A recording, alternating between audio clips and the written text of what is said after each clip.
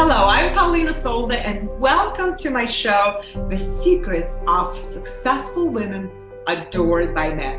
How to attract and keep a high-quality man without settling for less than you deserve. I'm so excited about this episode and can't wait for you to dive right into it. Every episode reveals special, practical, and valuable insights and secrets to help you create and enjoy amazing success in dating and love. So don't miss any of them.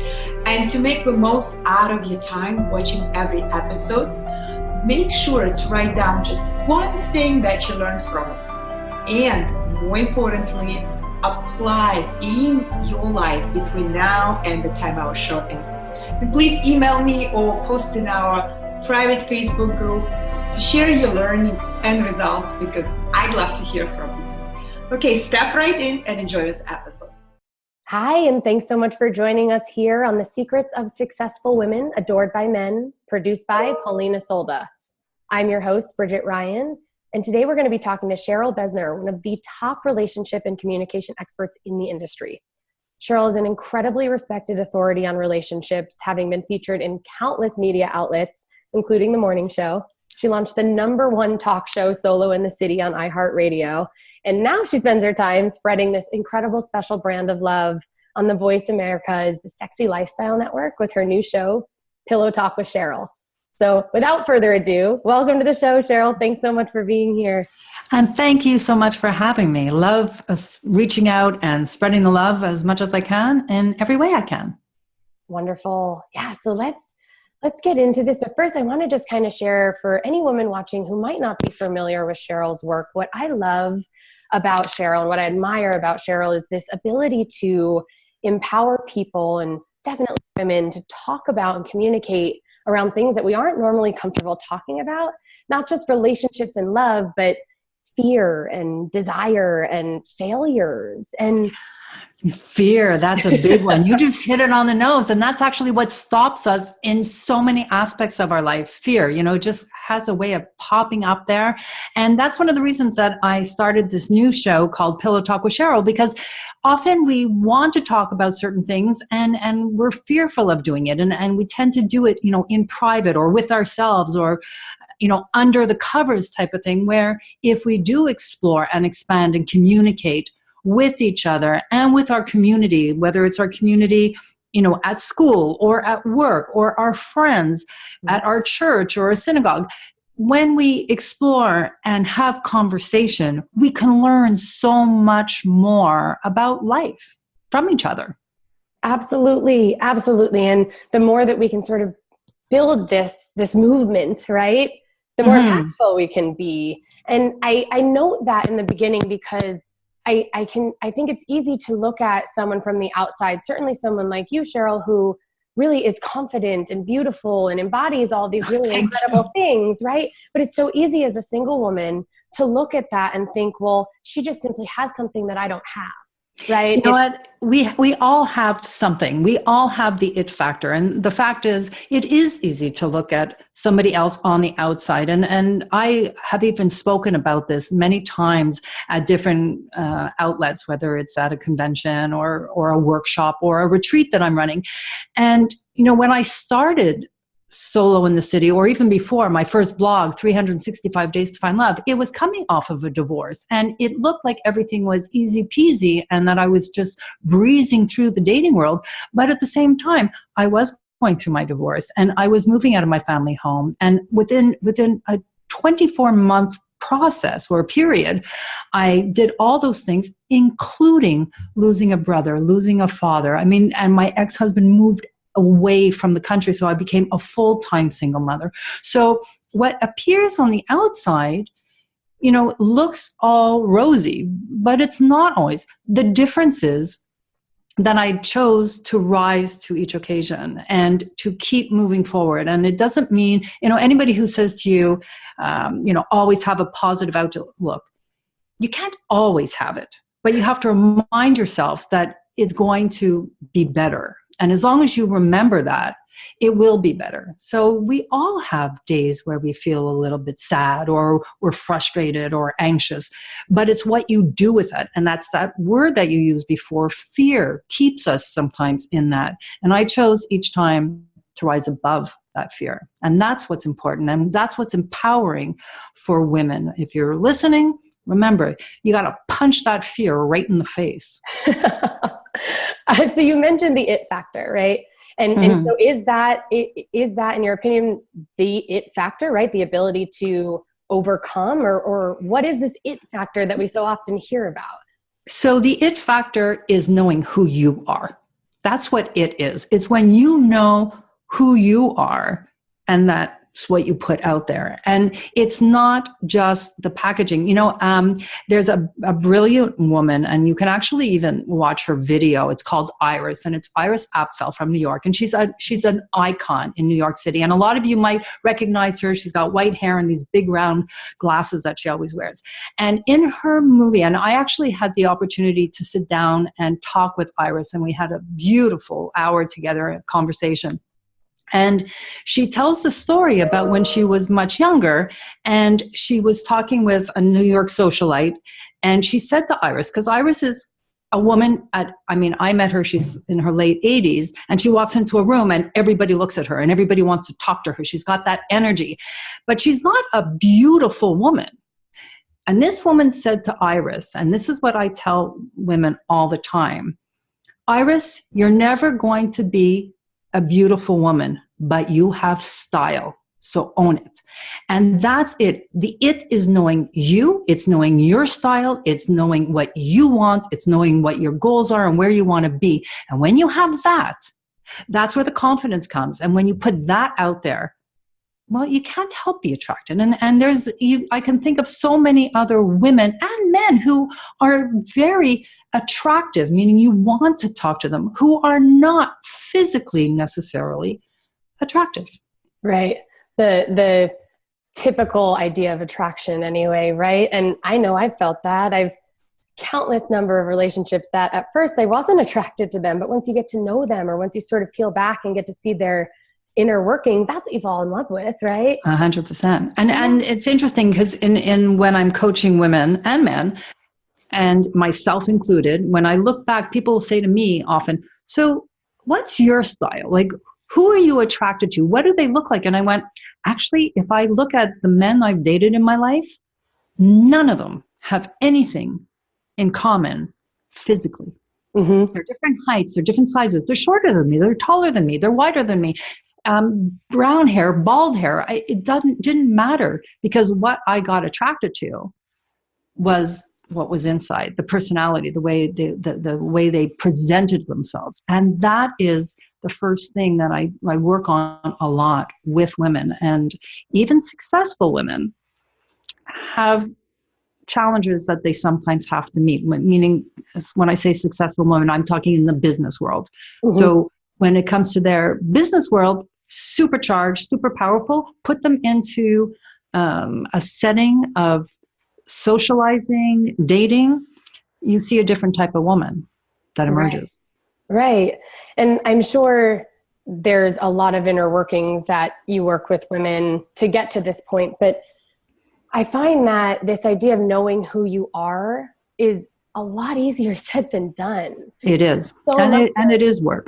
Yeah. And so without, I guess, again, spending the probably length of time you need to really work through those inner workings, I mean, what is something that women should be asking themselves to sort of question whether or not they're putting forth what is true to themselves? Well, there's many questions that you have to, but I always start with LVG, which is lifestyles, values, and goals. And that's the first step. And it's really about writing a story to yourself on each one of them. Not necessarily a checklist as to what you want, but where you want it to go, how you see it, how does it smell, how does it feel, and really go inside. And one of the things that I do on my show, Pillow Talk with Cheryl, is each week we call it the labor of love. And usually the labor of love is a technique that I give to accomplish something, in some way, shape, or form in your life.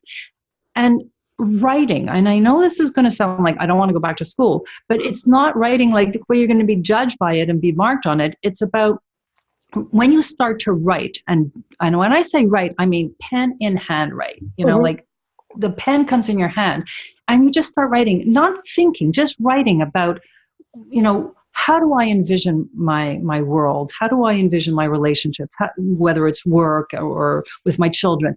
And if I could close my eyes, where would I want to be in a year, 5 years, 10 years? And how do I see myself in my senior years? Mm-hmm. Write it, because that gives you a sense of who you are. That's why people started journals and diaries. The diary was more about what it is and what it was, but I'm talking about writing for the future. And when you sit back, I have books and books and books, notes from when I started my journey after my divorce. And when I look back at it, I'm like, yeah, that's where I got it. And I would read it back and it reminds me as to what is important to me. And we adjust to it. I think of the way I've transitioned in my life, and I'm sure many of the listeners out there, if they look at their lives, they might have done things because of what they thought should be rather than what is and what should be for you. Mm-hmm. and the way you need to live. Because remember, we are here once. And to really, truly give to the world, you have to give who you are and make it important to you to give your true self. And if you don't do it for yourself first, you can't do it for somebody else. You're screwing up your dating life, ladies. No, and you kind of touched a little bit on this before, but this idea of attraction, right? And what makes someone so attractive is difficult sometimes when we live in a world that is really idealizes youth and beauty and sort of this social media version of who you are. And so what I hear you saying is almost peeling that back and making sure that whatever you're putting forth is in fact true to who you are, not this, what I call like the social media version of you, right? Yeah. And let's face it, on social media, we all go out there and try and put out our best self. And that's even what we do when we do step out into the world, or that's even what I advise people. Like if you're starting, let's say, in the dating world, you want to put out the best version of yourself. Like who wants to date the miserable you? You want to date, they're going to get to know that possibly down the road. What happens when you get sad? What happens when you get frustrated? But that's not what's going to attract them at the beginning. So just as a sidebar there, when somebody says to you, oh, just go out and be you. No. You go out and be the best you when you're meeting new people. And as far as, the attraction, well, it does grow. And that's, I think what is more, what I would want to touch on is not the social media, but our instant life and the way we kind of, like swipe right and swipe left in life too fast now. Very quick expectations, very quick turnover. And that is a big challenge, especially for women and men who are going into the relationship world, meaning that they want to date again. We are so quick to make decisions, and often you're making decisions that aren't to your benefit. Give time to something to nurture and to develop, because I can tell you when I was doing matchmaking, there were plenty of times where I would introduce somebody and they would go, no. And I'm like, well, why not? Well, because, this wasn't right or that wasn't right. But did you have a good time? Did you have a good conversation? Yes. Was there an attraction? Yeah, but I don't see it for the long term. Well, why don't you go out on a second date? Try one more time. And often it happens that on the second date, you see more and becomes more relaxed, which leads to a third, and so on and so forth. And I've been in relationships like that where it takes time to get to know somebody and work through the challenges. And especially if we're more mature, it's very different when we're in our 20s than we're in our 40s, 50s, and 60s. So I think you hit on a big trigger word, right? Which is time. Because when we're talking about high-powered, highly accomplished women, you often hear, I don't have the time, Cheryl. So what do you say to those women? So I'm going to say this to you, ladies. If you're telling me you don't have the time to date, then you don't have the time for a relationship. And that's not true. So anybody who wants a relationship will make the time. And when you say you don't have it, you do. You will carve the time when you meet the right person. So right now, going back to it, you're your it. Date yourself and carve that time every week to sit down and write, to sit down and decide what it is that's important to you. And when you do that, do it somewhere. Get used to going out and carving that time. Go to a restaurant, go to a coffee shop, go to a hotel lobby. Be out in public when you're writing that journal. Take time while you're writing it. Have a glass of wine, have a glass of tea, and look around you while you're writing. Be inspired by life around you. You must make the time for you. You know, Barack Obama, our most beloved president of recent, at least as a Canadian, I can tell you, he has time for his wife and his children, and he ran a country. So we can all make time, and you will make time. Otherwise, you're going to be married to your job. Which is exactly what we see happening, I think, right? And what even further happens is you become comfortable in that space. Yeah, and oftentimes, and again, I've talked to tens of thousands of women and high-powered women of all ages and demographics and socioeconomic backgrounds. And I will throw out the word that was first thrown out at the beginning of this talk was, you suggested, fear. And often there is fear underneath because we are so confident in our business world, but we don't necessarily have the same confidence. We think we do. And we talk to ourselves like, I'm a successful woman in business. I think that I have a lot to offer a man. I don't need somebody, and I'll get to the word need in a minute. I don't need a man to support me. Well, yeah, you do need a man, not to support you monetarily, but to support the relationship that you want, because you can't be in a relationship unless you have that partner. So you need the man or the woman. I mean, you know, whoever your partner of choice is, you need to have that person to have a relationship. It's a very different thing than being needy of somebody. Absolutely. But you need a partner, right? So fear often stops us. Fear that we have to give something up. Fear that they won't love us. And you even touched on the you thing, which is, by the way, a big myth that men only want to date younger women. They might want to date younger women for a while, but when it comes down to a relationship, 95% of men will end up settling down with a woman of age and stage of life that's more appropriate to them, because the novelty of the youth wears off. And then you're left with somebody who doesn't mirror your lifestyle values and goals. Absolutely. Yeah, 100%. And Polina often talks about the benefits of dating now that you're in your 30s and 40s and 50s and beyond, because you've sort of figured out, you've taken the time to figure out who you are, right? Professionally and also just as a person, as an adult in the world. So there's so much benefit, and like changing that perspective and not using that as a deterrent is definitely something we want to encourage you to do when you're out there and dating, right? You've got a lot of power in experience and in life. And one of the questions that actually came from one of Polina's viewers before the show was just that, you know, men always talk about how they want a successful, you know, secure, honest woman, and then they date what they call the Barbie doll types, you know? And so this is real. This is happening, and people are confused. And I think it's important to note that it's a matter of like who and where you're meeting and matching those people, and making sure you're on the same page, right? Yeah.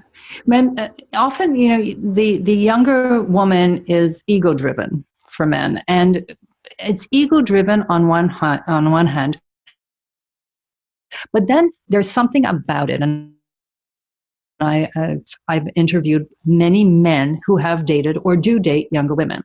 Mm-hmm. And when I ask them, there's one aspect of reasoning that they choose to date younger women, and that is expectation and their joie de vivre, meaning that they don't have the same expectations. They're not coming in there saying, well, you know, you only want to date younger women. this is what I want from a man. They come in with a little bit of freshness, and a lot of people, as we come out of relationships, there is sometimes anxiety, there's sometimes bitterness, or, we have all these different emotions, and if you're meeting during those emotions, the best you isn't coming forward. Mm-hmm.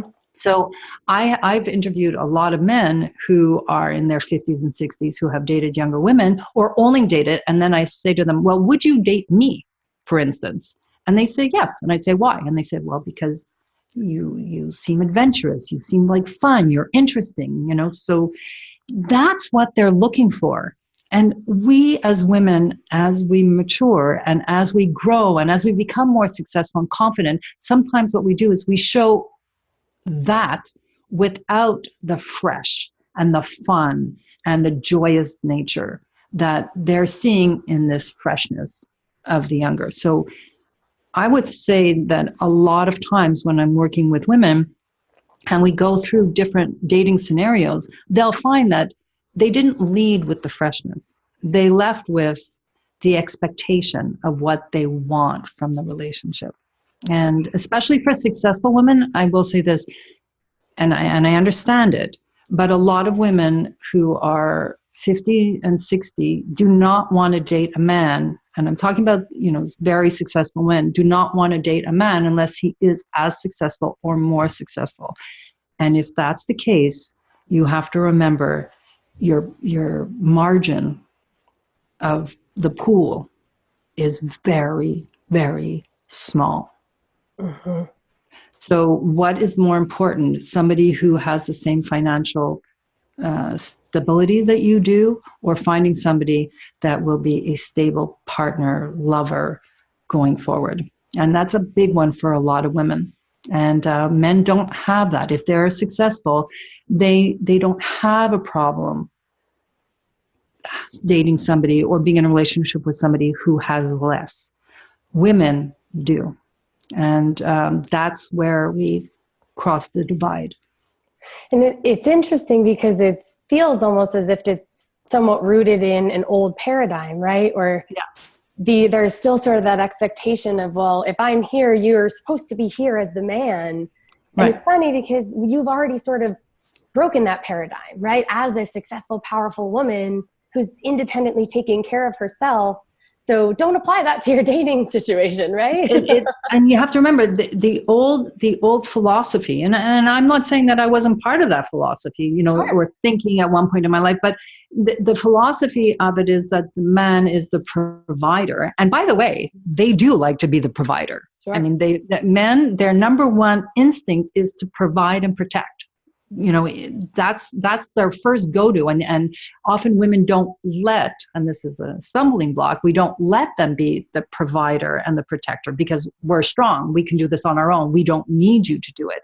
But that's their instinct, and they want to feel that they can protect you and provide for you. It's the male thing. So we still have that on one instance, but because we're successful in our business, we kind of say, well, that's not what's important to me, but they have to be above. And logically, if you just take numbers, if you're living above a certain income, you are in the 0.05% of the world. Mm-hmm. And if you are successful on your own in that, or you've been divorced and you have money through your divorce, you're still in that 0.05% of the world that's living there. So there's all these men that are in the other 99.5% of the world, right? So you're eliminating all of them. And that pool of men that were from the divorce or have lost, tragically lost a wife, they have the whole pool because they don't care. Right. They don't care. They will often date. They might be even dating, or I know somebody who married their flight attendant on their private jet. So there you go. I mean, you don't know. Somebody can fall in love with their hairdresser or their trainer or the waitress at a coffee shop. They're going to be attracted to the woman who grabs their attention, lets them feel like the man, where they have this connection, where they have this communication, where, you know, where the laws of attraction take over, and they don't think as much about who's providing what, as long as there's no expectation. Because if they do think that you're after them for their money, well, that's a different story. That's a whole different story. Yeah, and you and Polina share a lot of the same viewpoints around that, right? Around just the issues with coming across as not needing a man and not allowing space for that, and how really women who are successful in their life are able to step quite comfortably in that space, and quite frankly are more successful in the other aspects of their life when they do so. And I know we're getting kind of close to the time here, and there was one thing I wanted to make sure that we touched on before we open up to the free gift and stuff. I heard you talking on an TV show or an interview where you were talking about the 6 dating rules. And I wanted to and so if we have a quick minute, I think that's really helpful for the women watching to just sort of talk on. Well, it actually wasn't, it was the 6 date rule. Yes. It wasn't 6 dating rules. It was 6 date rule. And it's something that I stick to. And I've actually coached so many women through this. You do not want to sleep with somebody you are actually interested in for at least 6 dates. Because here's the thing is, again, in a time where things happen so fast, and you know there's so much availability, and with Match.com and all these different internet sites, people swipe so fast. Mm-hmm. You want somebody to get to know you, and you want them to be attracted to you on more than just the physical level. You need to make a connection with somebody for them to want to keep investing in it. And I have asked this probably to every single man who I've ever interviewed, who's ever been on one of my talk shows, whoever I've met at one of my workshops, and I will ask them on air or in front of 200 people, how do you bring somebody home to mama that you slept with on the first date? What's the first thing that goes through your mind? And they all say the same thing. How many men has she slept with in the last 6 months? If you are out there dating, that is a thought that goes through men's minds. They don't want to think about you with somebody else. They don't want to think that it's that easy to get you into bed. You've got to make them work for it. So for me, it was the 6 date rule. And 6 dates meant getting together, going out for walks, doing activities, going, to a movie, but having conversations. Let them get to know the it in you before you give them it. Well said. There you go. Fantastic. Yeah. And that's definitely something that's been thrown around, right? Forever. There's even just in pillow talk with my girlfriends, it's like, I don't know. How long do you wait? What is that? Is that 6 months? That's crazy, And so it's interesting to just hear different perspectives. But I think ultimately the key thing is there's a certain length of time where you need to develop a non-sexual interaction in order to really get to know somebody and to get them to know you. So I think that's really important. And I appreciate you sharing that. I know that there is just a free gift for the women who are joining us to try and support them in this journey. And so with the interest of time, I just want to really quickly give you an opportunity to share a little bit about what that is. So for all the women that are participating, if they want, they can reach out, sign up through our email and through the link that you're going to be providing. And you're going to get an introduction to my signature pact. It's a 4-step method on how to keep moving forward and to achieve all the goals that you want. Because I do believe that if you believe, you will achieve. And that's what I will be offering to all of you ladies out there. Wonderful. Yes, definitely recommend checking that out. I actually did see Cheryl speak on this. We'll speak on the pact. So we'll go ahead and include a link so that way you can easily access it, and highly recommend you do. So before we wrap up our conversation here, Cheryl, you're yourself a successful, independent woman.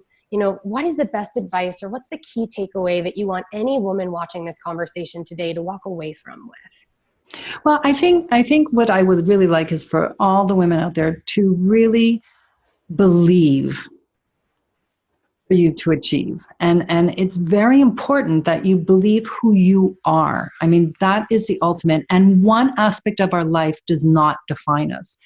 Don't define yourself just as a mother or just as a businesswoman. Define yourself as a whole. It's about who you are, and it's especially for successful women. You will understand branding and marketing. It's about putting all that together. So when you step out, you are the brand that defines you, and that's what people see. So own it. Wonderful. Well, thank you so much, Cheryl. This has been incredibly insightful. I've had such a great time talking to you. So Me too. On behalf of Polina Solda and myself, I want to thank you, Cheryl, and every single one of you who have taken the time to join our conversation or listen to our conversation today. Again, you're watching Bridget Ryan on The Secrets of Successful Women Adored by Men, produced by Polina Solda. We'll talk to you soon. Wow, wasn't that amazing? I just love how every episode has so many nuggets of wisdom designed to help you move forward in creating success in love. If you learn and apply just one thing from each episode, you'll be far ahead in your love journey. And I know that some of you will want to take your learning deeper and have lifetime access to all of the episodes of the show. That's why I created a VIP access package that you can get at special pricing, available for a limited time right now on this page. Simply click on the link below that says, yes, I want the VIP, and you will get instant access to all of the recordings, plus some amazing bonuses. You are going to get my signature Successful Women's Dating Guide that includes all the tools and templates to ensure your success in initial stages of dating, so that you know exactly where to go to meet high quality men, both in real life and online, how to effectively communicate through texting, how to quickly filter men so you don't waste your time, and most importantly, how to avoid those personal blind spots so common among highly accomplished women. You'll also get to attend a first week of my high-end life coaching program, Dream Date in 30 Days, and you'll get a special one-on-one love success breakthrough call with my team and I, so that we can give you the guidance, support, and insight on specific shifts you can make right away to up-level your dating experience. So again, if you'd like to upgrade, simply click on the link below. Yes, I want VIP, and I will see you in the next episode.